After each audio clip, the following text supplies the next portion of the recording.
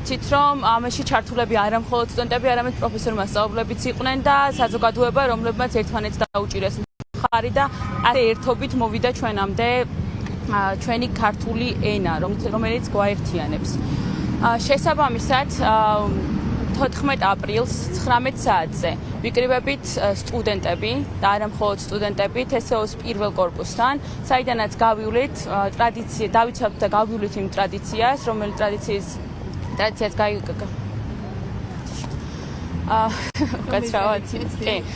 ზუსტად ისეთ იმ მარშრუტს გავივლით, რომელიც გაიარეს სტუდენტებმა და პროფესორ-მასწავლებლებმა 1978 წლის 14 აპრილს და ამით არაერთხელ და კიდევ ერთხელ გამოუცხადებთ სოლიდარობას ჩვენთან ამებრძოლებს, პოლიტპატიმრებს, რომლებიც ჯერ კიდევ ხნედ არიან და ჩვენ მათ მივესალმებით აქედან. შესაბამისად გთხოვთ, რომ შემოგვიერთდეთ და ერთად დავიცვათ ჩვენი პოლიტპატიმრები, ერთად დავიცვათ საქართველო და ერთად გავერთიანდეთ ჩვენი ევროპული და ქართული მომავლისთვის.